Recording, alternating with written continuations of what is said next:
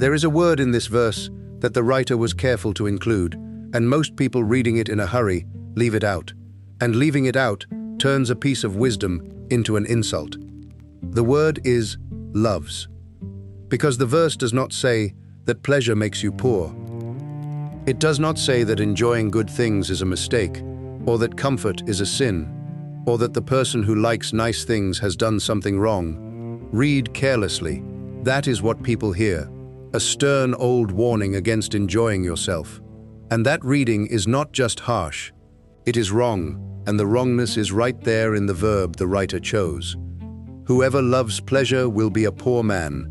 Whoever loves wine and oil will not be rich. Loves, not uses, not enjoys, not has, loves. The verse is not aimed at the person who takes pleasure in something good. It is aimed at the person who has fallen in love with it, who has moved a comfort from the category of things they enjoy into the category of things they organize their life around. That is a different person and a different problem, and the entire usefulness of the verse depends on keeping them apart. Chapter 21, verse 17. Last week we ended on 2 houses with the same income, and the empty jar, the household that consumed everything it received. This verse is about one specific way the jar gets emptied, not by emergency, not by having too little, by a slow, pleasant, entirely voluntary process that never feels like a mistake at any single point along the way. So before anything else, here is the one question this whole episode turns on, and it is the question that separates the two people the verse is careful to distinguish. Not, do you enjoy this thing? Everyone enjoys things, and the verse has no objection to that. The question is, if this thing were taken away, would you be disappointed, or would you be diminished? Sit with the difference, because it is the whole teaching. Disappointment is what you feel when a pleasure ends. It passes. You wanted the nice thing, you did not get it. You feel the small loss, and then you carry on, intact. That is enjoyment, and the verse says nothing against it. But diminishment is different. Diminishment is when the thing has become load-bearing, when removing it does not just cost you a pleasure, but removes something you were leaning on, so that without it, you feel not merely disappointed, but reduced, smaller, unable to face the day quite the same way. When a comfort has become load-bearing, you no longer enjoy it, you depend on it, and that dependence is what the verse calls love. Hold that question, disappointed or diminished, because we are going to come back to it, and it is the honest test for everything this episode describes. And let me stop right here, before a single example, because this verse is easy to preach badly, and I do not want you carrying the wrong worry through the next 15 minutes. It does not condemn pleasure. The same book later says, in plain words, drink your wine with a merry heart. The text is not anti-pleasure, it is anti-mastery, against the comfort becoming the thing you serve. That distinction between enjoying and serving is not a contradiction to be resolved. It is the whole point of the verse, and this channel is going to hold it open rather than collapse it into a rule. So if you enjoy good things, nothing in the next 15 minutes is aimed at you. What is aimed at is a specific trap, and we are going to walk into it slowly enough to see exactly how it closes.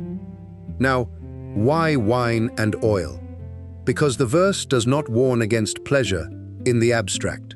It names 2 specific things, and the choice is precise. The word translated pleasure in the first line is broad. It covers joy, delight, the whole category of good feeling. And then, the writer does something careful. Instead of leaving it abstract, he names 2 concrete examples, and the 2 he picks are not random. Wine and oil.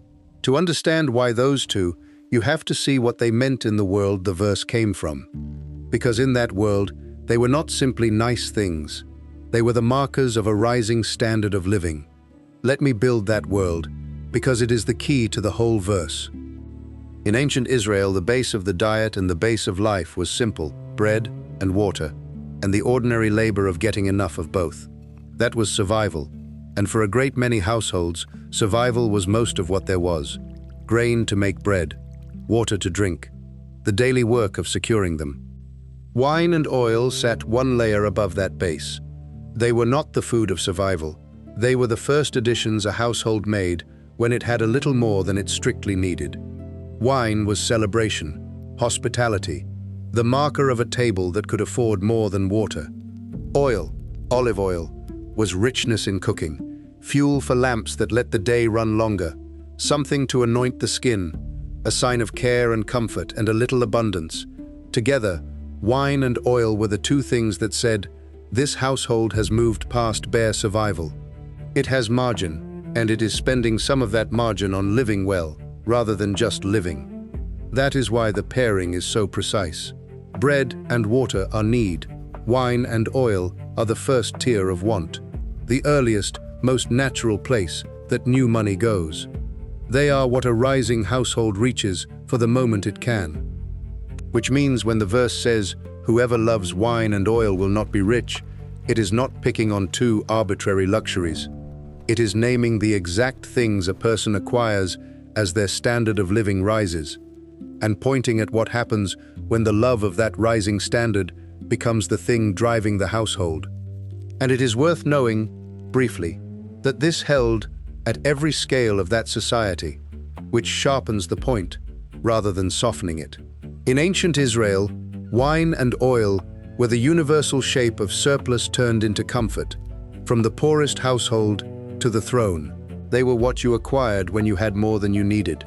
The individual bought a jar, the kingdom shipped fleets of them. At every level, the meaning was identical. This is where the margin goes when it is spent on living well rather than kept, which is exactly why the verse reaches for them to describe the love of a rising standard. They were, up and down the whole economy, what surplus turned into the moment someone decided to enjoy it. And here is the part that makes the ancient verse land directly in a modern life, because the specific luxuries have changed and the pattern has not moved an inch. You do not love wine and oil, probably. Those were the status markers of that world. But every world has its wine and oil, its first tier of want, the things a household reaches for the moment income makes a little room. The particular items are different in every era and every place. The behavior is identical. And the behavior is this: the standard of living tends to rise exactly as fast as the income that funds it, and often a half step faster. This is the mechanism the verse is really about, and it is worth naming plainly. When income increases, wants do not stay still and let a margin open up underneath them. They rise to meet the new income. The thing that was a treat becomes the baseline. The upgrade that felt indulgent becomes the new normal, and a newer upgrade takes its place as the thing to want. Wine and oil, once acquired, stop feeling like wine and oil. They feel like bread and water, like the ordinary base, and the eye moves to the next tier up.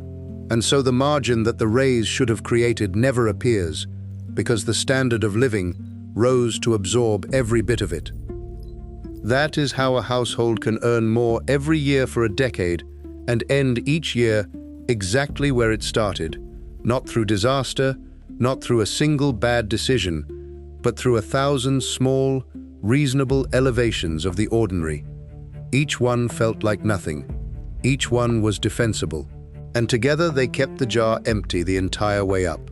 And there is a reason this particular trap is so hard to escape, built into the nature of what the verse calls love. An appetite that is fed does not shrink, it resets. The pleasure of an upgrade is real, but it is real once, the first time. After that, the upgraded thing becomes the baseline against which the next pleasure is measured. And the same level of comfort that once felt like a gift now feels like the ordinary floor, producing no pleasure at all, only the dull absence of pleasure if it were removed. This is why the love of comfort can never be satisfied by more comfort. Each new level of comfort is thrilling exactly once, and then becomes the neutral background against which the next level must rise to be felt. The appetite is not chasing comfort, it is chasing the feeling of increase. And increase, by definition, cannot be a place you arrive and stay. It is always one more step ahead, and it recedes precisely as fast as you approach it. Which means the person who loves wine and oil is not, despite appearances, being made happy by wine and oil.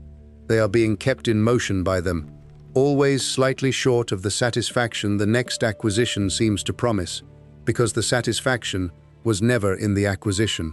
It was in the increase, and the increase evaporates the moment it is possessed, leaving the person exactly as they were, except for having spent the margin that might have made them secure.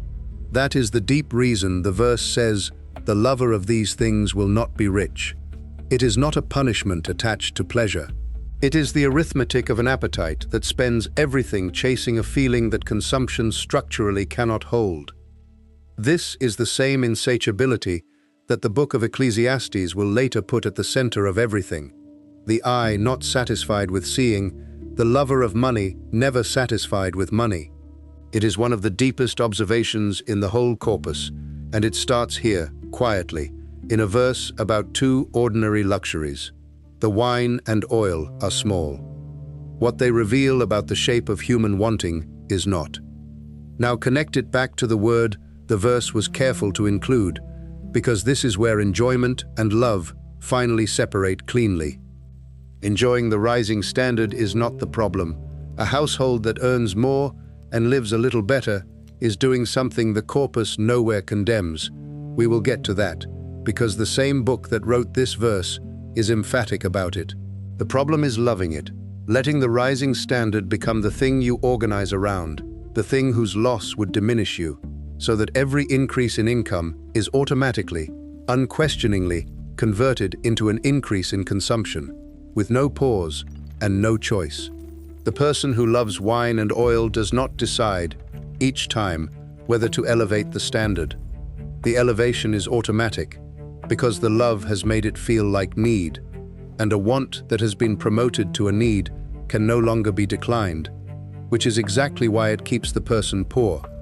Not because they enjoyed something, because they lost the ability to not.